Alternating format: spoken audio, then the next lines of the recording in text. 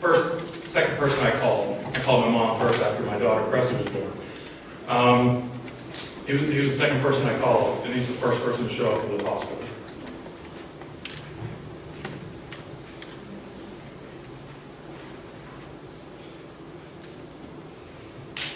That's what it was important to him.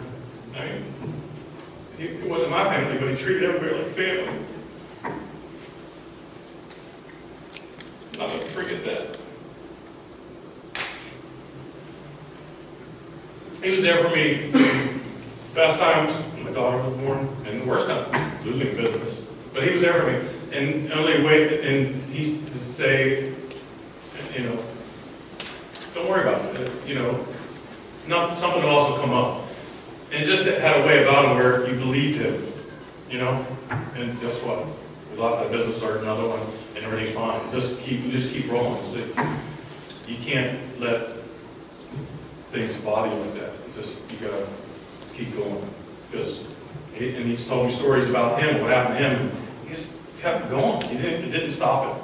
It's like she said, and I heard all of those stories, and it made me, sometimes he'd come in my office and I would sit in the corner, ball up and cry, like, oh my God, they're calling me. He would, come on, man, don't worry about it. It's not a big deal. Just keep going. Just keep going. And I did. And really, it really meant a lot to me. And Ron was one of a kind, as she said, to me. I don't think I'll ever meet anybody like him.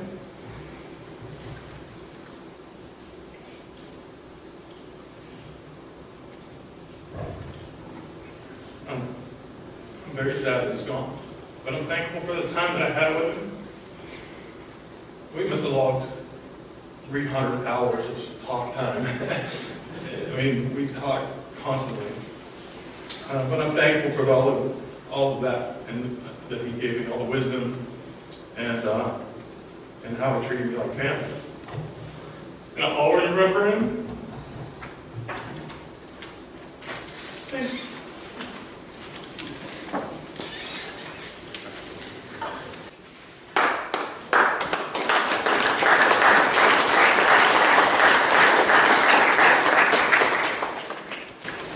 So one of the stories I want to tell about Matt and his impact in our life as we transition, so it'll be a neutral transition. So he once said to my dad was saying how we went out to eat one Saturday and how much fun we had. He's like, you shouldn't revolve your life around food. He's like, why? You could do other activities, don't just go out to eat as an activity. So we didn't do anything as a family, probably for about 6 months after that. Who could think of anything other than going out to eat? The next person I'm going to call out is my cousin Tara, his niece. And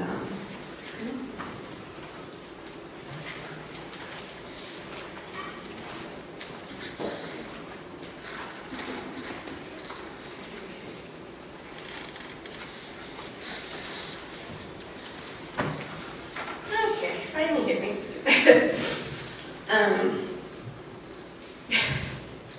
A lot of what I had to say has already been said because it's just a testimony to who he was. Okay.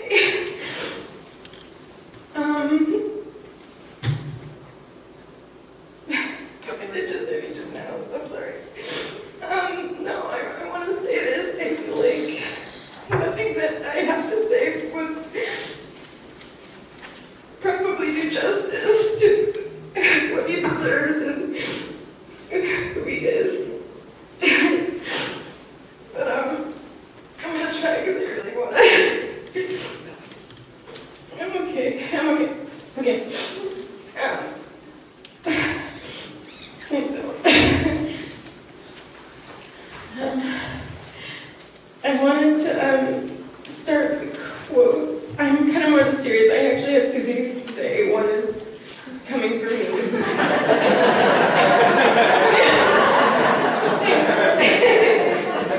Apparently I haven't got enough. Yeah, no, I'm good. I'm good. Okay.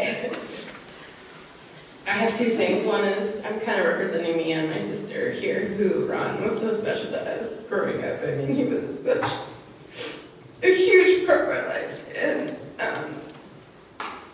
so I'm representing kind of both of us. She's here too. And I'm kind of reading my version, which is the more kind of serious. I kind of have a message in life. Pretty much I got so much from Ron, but just a message that I want to relay that I will always take with me. And then, of course, David's version is like a little more whimsical, but I think kind of pretty much sums him up in a nutshell in the way that you would want him to be summed up. So we're polar opposites, and you can tell why when I start talking. Anyway. Enough of the background. Sorry. This is supposed to be quick. Okay, I found a quote from Abraham Lincoln, and I thought it completely summed up who I thought Ron was and who I think we all should be. And it's, in the end, it's not the years in your life that count, it's the life in your years. And I think that is just the epitome of who Ron is. He lived his life this way. He lived a life full of color, I say, because it's kind of a metaphor. And also, I mean, he painted, and you walk into their house and it's full of color, and that's just how he lived his life, was full of color and full of laughter and music. And there's no words to express what he meant to me, and I can try. I can talk about what an inspiration he was to me, and how much of a part of my life he was and will always be. I'm someone who has lived my life knowing that I can achieve anything. I'm sorry, I'm still not a crier. This is so funny. Thank you. I've done so much in my own life, and I've accomplished so much already, and I owe this in a large part to my Uncle Ron. He was so driven, and he dared to be different and embraced individuality and uniqueness. And he taught me to reach for the stars and how I could accomplish anything I wanted. And he taught me the importance of family. I'm proud to say that my family is unique. We're all so unique and so talented. And we are leaders, as Ron always reminded us. And it makes me proud, to say that we have the family that we have, and he just really he represented that so well. And he was so much fun. He was always laughing, like everyone says. I'm sure everyone's gonna basically say the same thing, because you really, honestly, this is so true about him, that he was always laughing, and he loved music. You couldn't walk into Ellen and Ron's home without there being music playing in the background, always, till this day, still. Followed by my personal favorite, always being offered one of his signature strawberry margaritas. That was his signature. So that was kind of our thing. He loved to dance.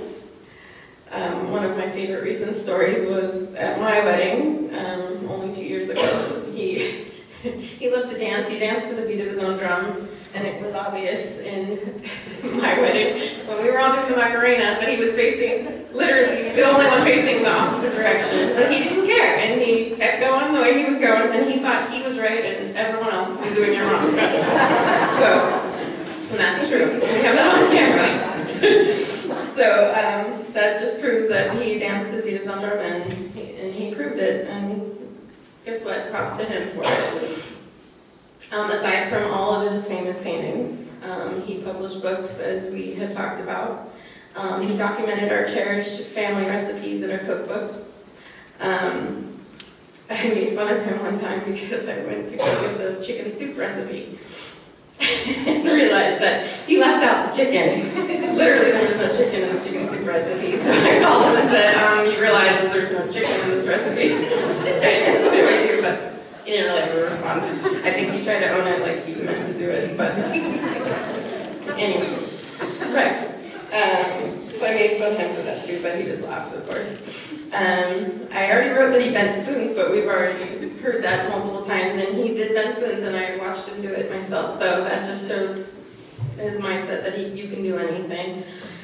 And there's nothing that he really or at least never said he couldn't do. And he instilled that in me. Big, and we've had many conversations about how I can do anything and never ever have that negative attitude that you can't do something. Family was the most importance to him. He was always there for us. I can speak for, us as kids, all the nieces who couldn't be here today. He loved us like we were his own. Childhood, he made us feel that way all the time. And through good and bad, he was there. Every graduation, every special occasion, every celebration. He loved to have fun.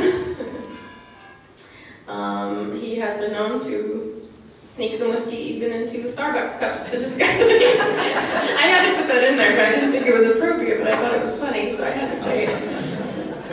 But he did care. He cared about all of us so much, and he was so passionate about so many things.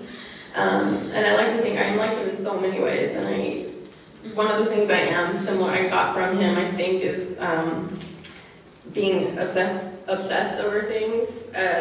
For instance, a certain food item, you'd have to eat it for like a week or two straight. I'm the same exact way. I'm known to do that.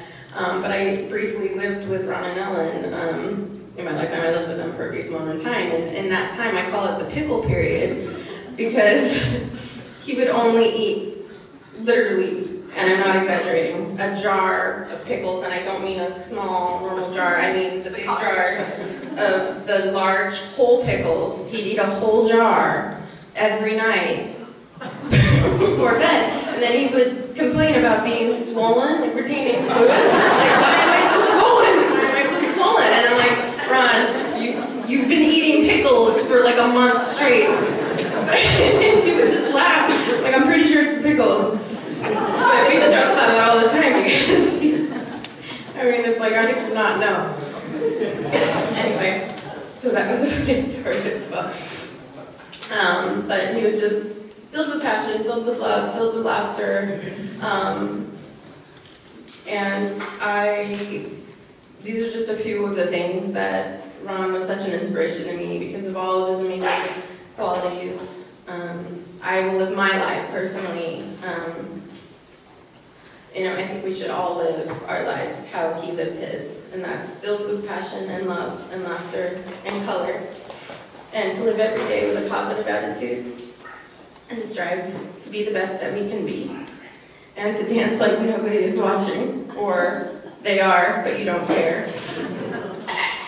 And Ron lived by these things every day, and for me, that's kind of what I'm taking out of all of it. There's so many stories and memories that, I could share, and we were close, and I love him so much, and really, that's what I'm getting out. I'm going as a tribute to him. That's how I'm going to live my life and continue to live my life, and I hope you do too, and at least get that out of this, is that, there's so much, life is just so short, and I think we've learned that, especially in the last few years, is how short life is, and you just never know what life has in store for you. And he had so many things left, I know, in his life that he wanted to accomplish, but he did leave his brilliant light behind, and we can live by his example and just love one another and live every day like it's your last, and to make it count. And I know I will do that because of my uncle.